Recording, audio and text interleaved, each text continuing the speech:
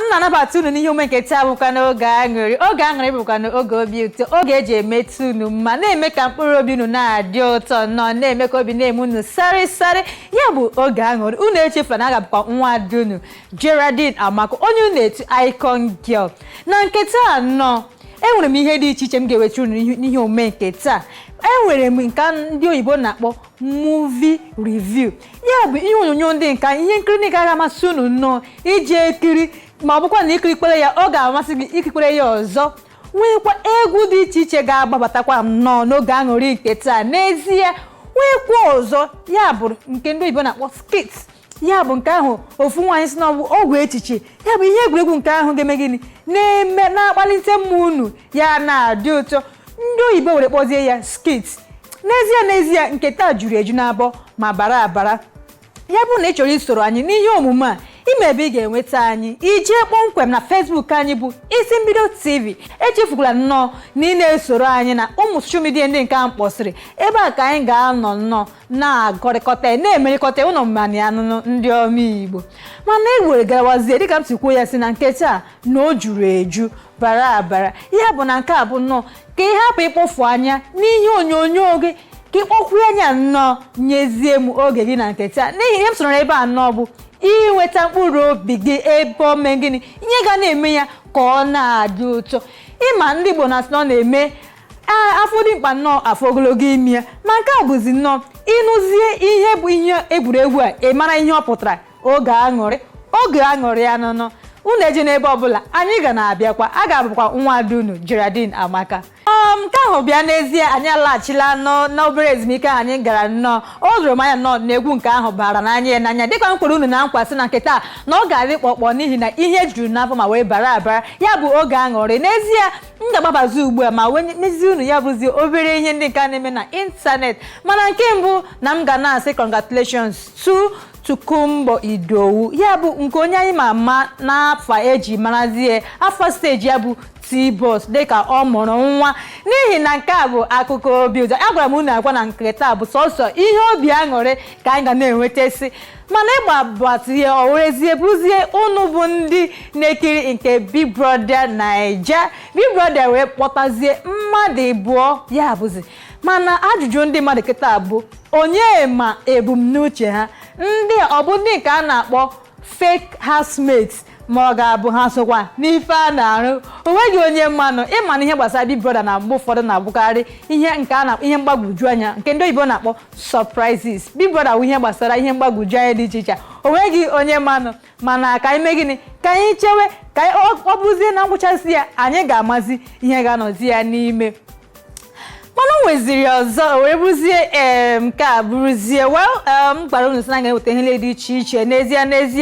n'ihi na ọ na-eme a na-atụ ụkwa a na-ata akị o were na-aba aba mana nke wee gbazie na ịntanetị o were bụzie nwa okorobịa nnọọ jerenu ịzụrụ ihe na transfọma ọ bụ n'oge mmiri na-ezo ọkụ wee dọgbuzie ya m na-asụ n'udo unu bụ ndị na-eme mpụ n'obodo a nnọọ ka onye ọbụla kpachara anya n'ihi na ihe gbasara ọkụ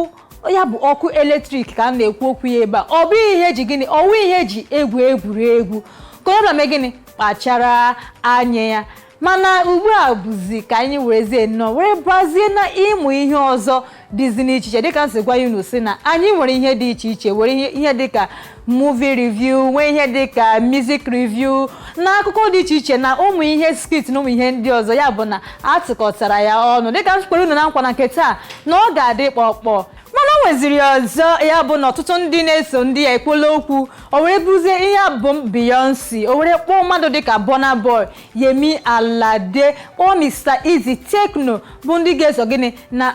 abụm ya ahụ mana ajụjụ ndị mmadụ na-ajụzi bụ kedu ihe merenụ mmadụ dịka Davido nọ n'oge na-abọm ya mana n'ezie dịka Igbo si ekwu okwu a sị na agwọ nwere gịnị agwọ nwere uche aga n'ogwu mmadụ dịkwa ka Wizkid nọkwa na abụ mmadụ otu a ya bụ nke Beyonce dịka m si na-agwa unu na mgbe ọ na-eme nnọọ ata n'ụkwa atabiri n'akị o wee na-aba aba ya bụ anyị ga-ejezi obere ezumike ugbu a were gbazie egwu nke bụzi Confirm by Pato Ranking unu eje n'ebe ọbụla anyị ga na-abịagodi ka anyị agba ma wee laghachigodi anyị alaghachila n'ezie nke ahụ bụ confirm nke site n'ọnụ nwa afọ Pacho Ranking were pụta dịka m kwugburu nnọọ m wee kọwaa ihe gbasara akụkọ nke ịntanetị mana ugbuazi m kwere unu na nkwasị na m ga-eweta ihe dị iche iche anyị ga-atizi ọnụ ugbu a nọ were gbatịwazie o were bụrụzie ihe egwuregwu ihe nkiri nke ahụ ga-amasị unu dịka m kwuru na nkwa na nke taa bụ sọsọ ihe aṅụrị ya bụ na muvi nke mbụ anyị ga-eji were bido anyị ga-ebido na nke mbụ ya bụ nke a kpọrọ Another Father's Day. Nke a bụ ihe egwuregwu nke sitere na Revelation Pictures ma ndị nke so mme ihe egwuregwu a bụ mmadụ dịka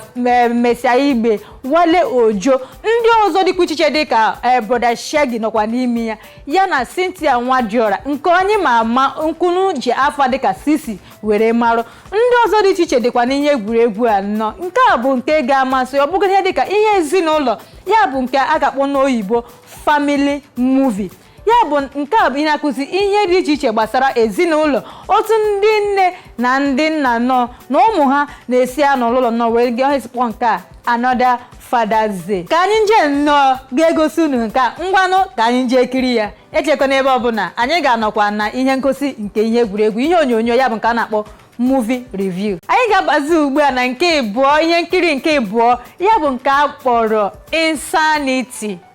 Onye wetekwara nke a bụ Ibidola akpọ Ajayi Production mmadụ dịka Sani Donga, Wale Ojo sokwa na nke a, Adekola Odulade sokwa na nke a nọ nke a bụkwa ihe egwuregwu nọ nke